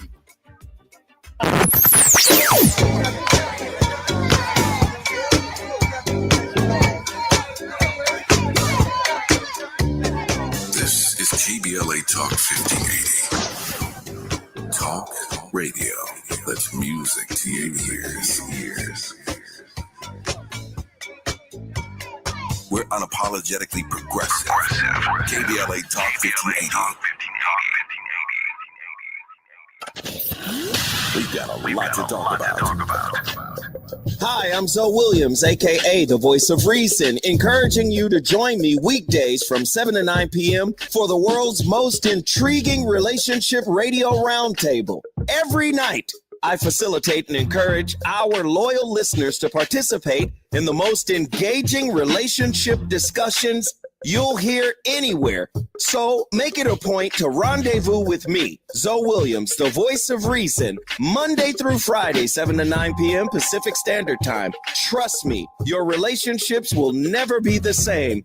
The VOR is on fire tonight. Unapologetically progressive. KBLA Talk 1580. We've got your black.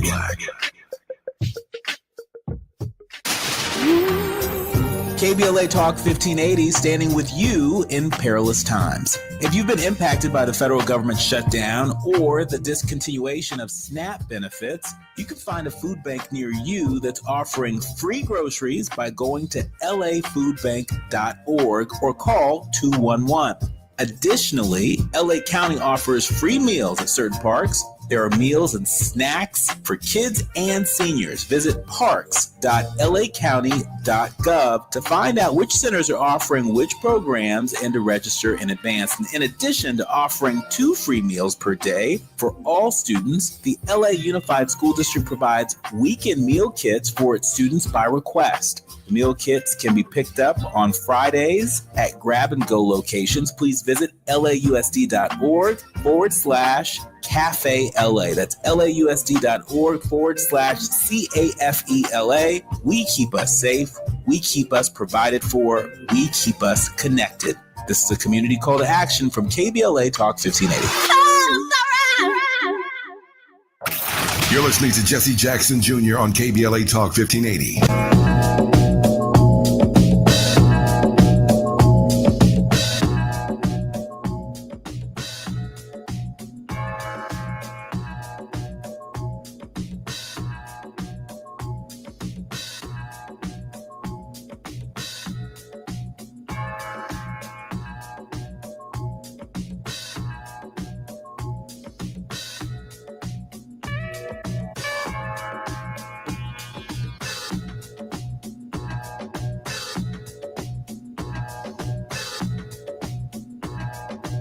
I'm Jesse Jackson Jr. Welcome forward to the Jesse Jackson Jr. Show on KBLA Talk 1580. Tomorrow, we will be celebrating and saluting our nation's veterans on Tenacious Tuesdays. Former U.S. Army Head of Diversity, Equity, and Inclusion, Colonel Anthony Reyes will be our very special guest on the Jesse Jackson Jr. Show, as well as the Army Women's Hall of Famer, Colonel Anita Dixon, one of our veterans who will be saluting tomorrow on Tenacious Tuesdays. It will be Veterans Day on the Jesse Jackson Jr. Show. I'm very grateful that our producer, Gina Towns, along with our regular hosts on Tuesday, will be celebrating veterans on our nation's holiday. Thank you for your service to our country and to the nation.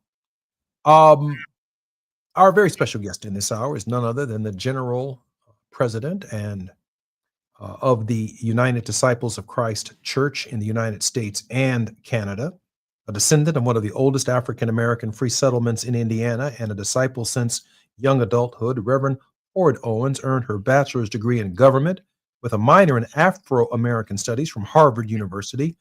Hord Owens' resume includes more than 20 years in corporate America, leading diverse teams in data management, in healthcare, and other industries before she entered the seminary. Dr. Owens, Reverend Owens, President Owens, General Minister Owens, welcome forward to the Jesse Jackson Jr. Show. Thank you, my brother. Madam President, as we speak, Congressman Ro Khanna explains his call and puts pressure on Schumer to step aside as the Democratic leader. He's facing increasing calls to resign as minority leader.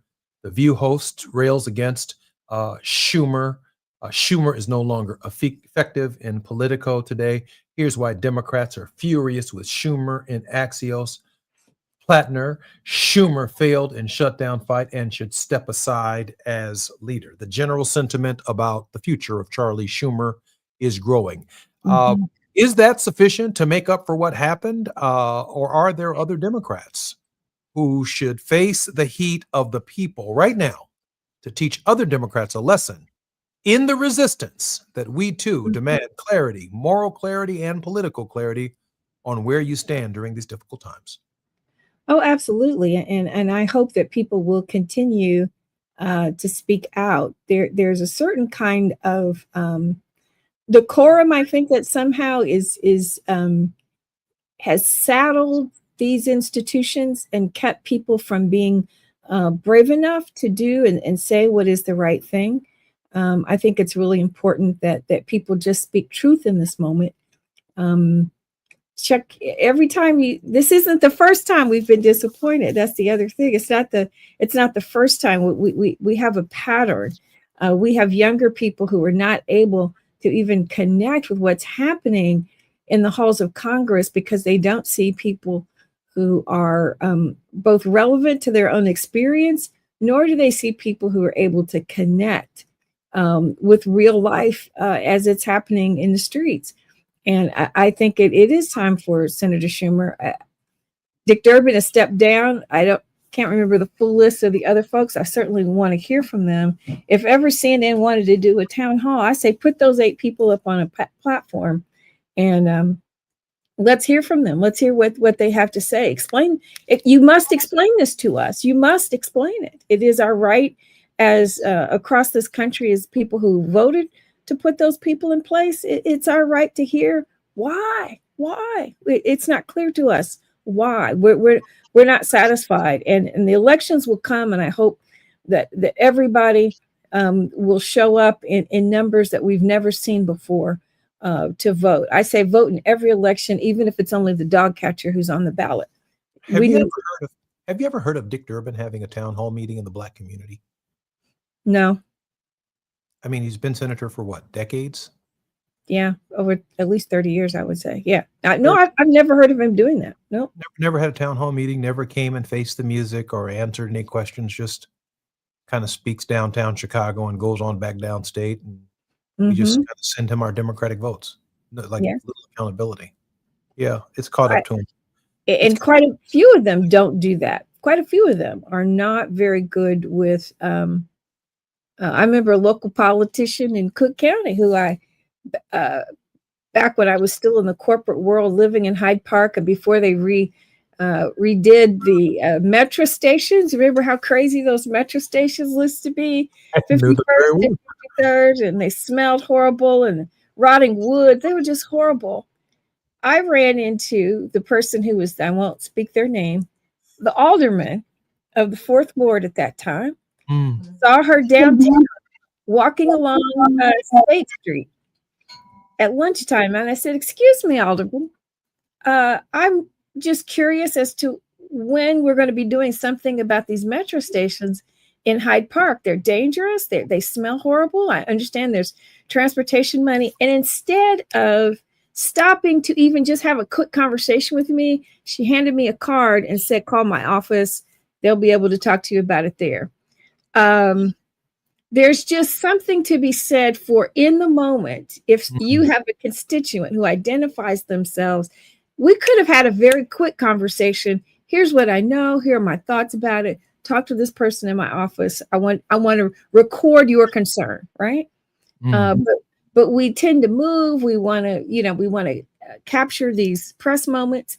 When I was at the Capitol on October 30th, along those halls, which you're very familiar with, there are places where the press kind of camp out, right? Waiting to see if people are going to come out of certain meetings and have something to say. And that has replaced, with the onset of all kinds of technology, just that more intimate kind of local town hall thing. And I think we're a poorer society because of it. Just answer my question. Acknowledge. It's like didn't fully acknowledge the fact that I gave you a question. I'm sure you knew something about it. And certainly in the months that followed, those metro stations were redone. Thank you, Jesus. But it could have been just a simple conversation that could have reinforced my faith in that person. And I'm suspect of what that person says and does to this day, because I felt like I kind of got the brush off. I was busy too. I was on my way to work. It would have taken 30 seconds to answer my question. 30 seconds. I've been, and we've been working here at KBLA to get the attention of Southern California Edison.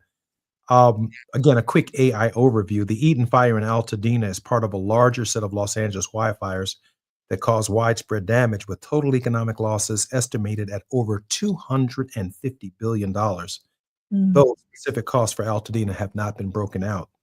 The fires led to property losses estimated at over $30 billion, with more specific estimates for residential and other structures between 9.3 and 14.3 billion, according to Millman. Insurance losses alone are estimated to be between 11 billion and 17.5 billion, potentially making it the costliest wildfire disaster in U.S. history. At KBLA, our home station, we had a community meeting just a little less than a week ago, and Southern California Edison was invited to come and share with us, the issues that confront the Thanksgiving that we are about to deal with in light of the losses of everything that we have in the more than 9,400 structures. We've been reaching out to Pedro Pizarro, the president of California Edison. I'm thinking in this moment that, and I know we're going to talk about more of this when we come forward, I'm thinking about this in this moment, that corporate responsibility seems to be more around earnings and income statements, president, and a lot less on including the real losses of people that some of their behaviors are responsible for. How do we reconcile the good community standard with corporations that are taking advantage of us? I think our context has shifted so much that even there used to be a time when courts would hold corporations responsible. We're not living in that time anymore. I quite honestly think that a lot of corporate leaders feel if there are no real consequences, that they won't be held accountable in the same way, because the lean of too many of our, particularly at the federal level, courts are such that the profit motive is being respected, and people don't want to do harm to those people. But there are so many other situations where you will see that companies that do honor their communities, that do honor their employees, have loyal employees. They have higher morale. They actually make more money and have a different kind of reputation within the community. But we as a society are not holding them accountable from the courts and everywhere else. And we've got to get back to that kind of accountability. My opinion, they need to come by and stay at the table. Yeah. When they come by and stay at the table, we're going to invite Pedro.Pizarro@sce.com to come and sit at the table with us. 626-302-2255. Press 1 when you get that number. 626-302-2255. Press number 1 to get to Pedro Pizarro and ask Mr. Pizarro to come and talk with us at KBLA. Tavis Smiley, our manager and our visionary for the station, is looking for him. And we all are too. I'm Jesse Jackson Jr. More on the Jesse Jackson Jr. Show with President Teresa Hort Owens when we come forward. While you're stuck in traffic, we can at least bring you up to speed on the news of the day. You're listening to Jesse Jackson Jr. only on KBLA Talk 1580.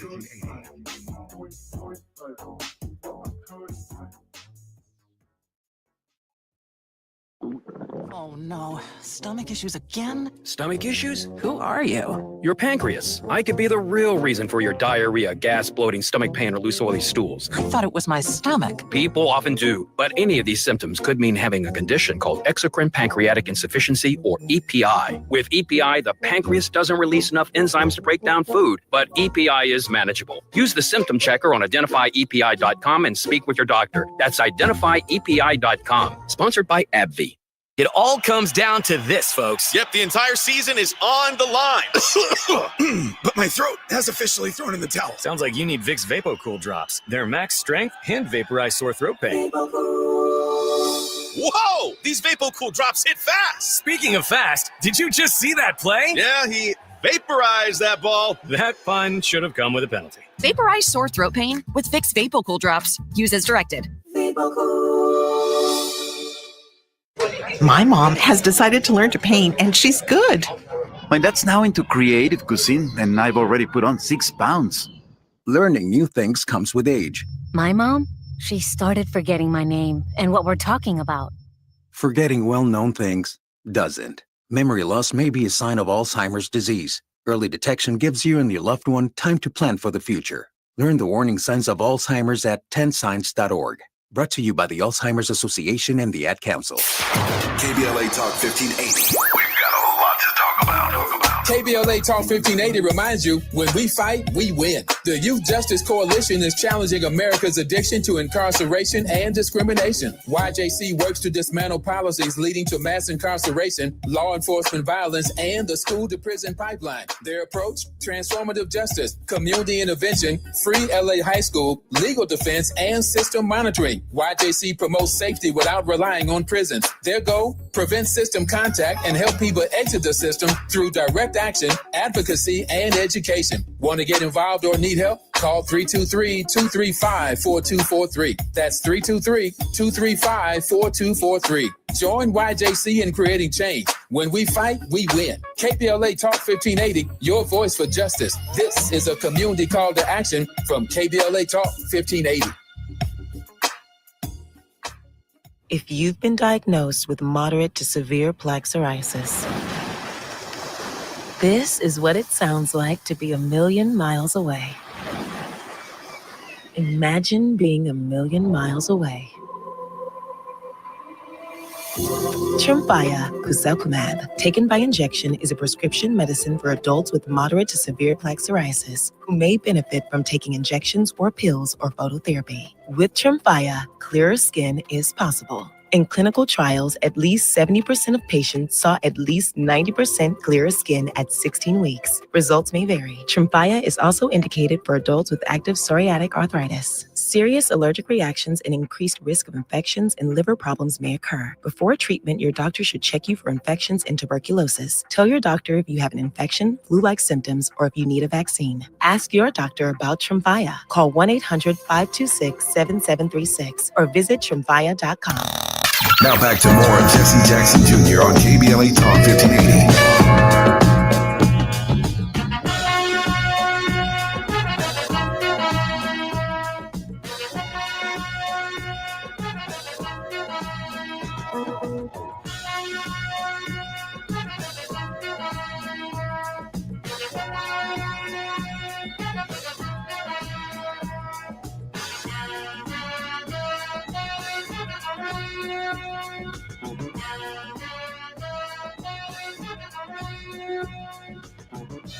I'm Jesse Jackson Jr. Welcome forward to the Jesse Jackson Jr. Show on Moving Mountain Mondays with our spiritual leader, Reverend Teresa Terry Howard Owens, the General Minister and President of the Christian Church Disciples of Christ in the United States and Canada. She is the first person of color and second woman to lead the denomination. Since her election in 2017, Reverend Howard Owens' ministry actively reflects the disciples' priority of being an anti-racist church, being a movement for wholeness, and welcoming all to the Lord's table as God has welcomed us. Reverend Terry Howard Owens, welcome forward to the Jesse Jackson Jr. Show and on your show, Moving Mountain Monday. Always good to be with you. You know, I was just thinking in this moment, and I was talking with our producer, Gina Towns, about this being the anniversary of the debut of Sesame Street. And given your historic and iconic role as the president and general minister of an international denomination, both here in the United States and Canada, and that it is indeed an anti-racist church that has many more white folks and people of color in it than it has us in it. Yeah. I'm thinking that your congregation and its membership at its inception are very familiar with the world that Sesame Street, when they were young, sought to build. And because of the diversity of characters and the cultures and expressions on the show, they found themselves spiritually in a place under your leadership. Your thoughts, Madam President, on how our early childhood development ended up in an anti-racist movement.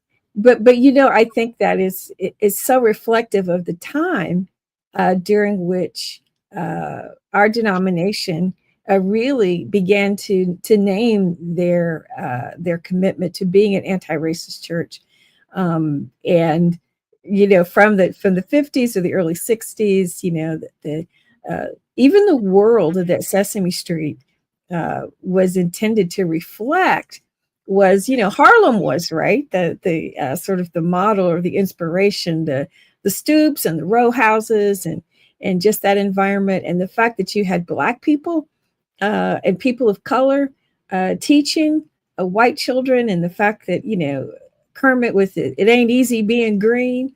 There were so many ways that you know, you could relate to that. Yeah, it ain't easy. I remember as a kid going, yeah, it ain't easy being Black either, you know, being green, and you just being able to just sort of connect and relate to that. And I think the real challenge that Sesame Street offers that even my church has not yet, I think, attained, is that when we say, oh, we want to be an anti-racist church, the unspoken narrative in our heads is still, and I say this all the time, our narrative, disciples, is still we're a predominantly white church that has decided we want to let some other people come and stay at our table, but we still act like it's our table.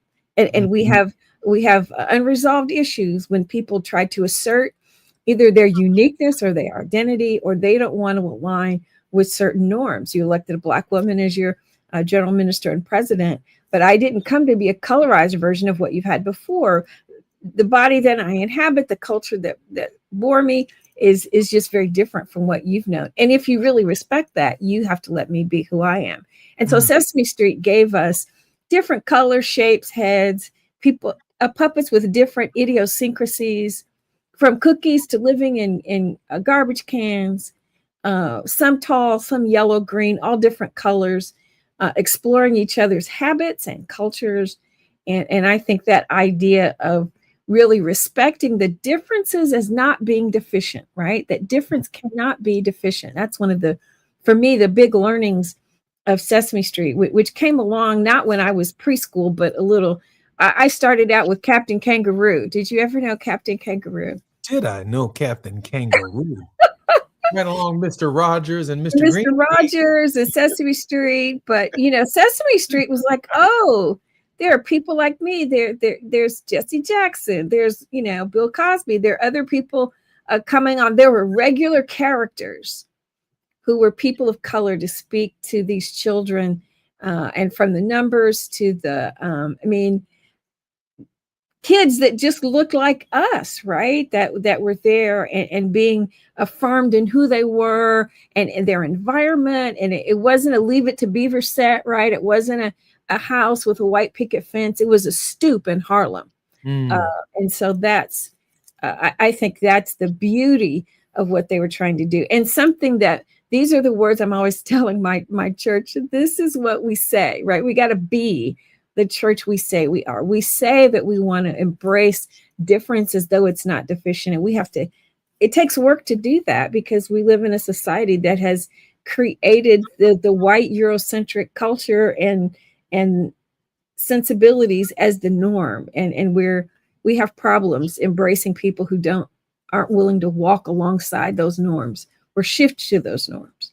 Madam You and I President, would be told that we're not articulate if we don't speak a certain way, just before we get to your word of hope, Mhm. did we know in our childhood that we were living the world that we would be comfortable in as adults when we were watching Sesame Street? Did we know? I don't think so. I don't think so. I think I had a friend who got a sort of an architecture degree, was in grad school at Harvard, and he and I worked for the same company when we got out of school. And he said to me once, he said, we always thought we were the generation that the movement promised the future to. And maybe it's not us, maybe it's our kids. And I think we've experienced some of that. But the fact that we're having to fight, my 3-year-old grandson, I think about it every day.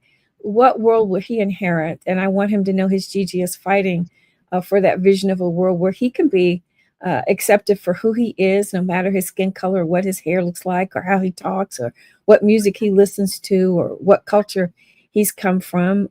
This is a little boy whose mother is, his one grandfather is African American, the other grandfather is Argentine, and immigrated to the United States. So he's growing up in a bilingual world. He's got multiple shades of skin color and multiple accents in his family.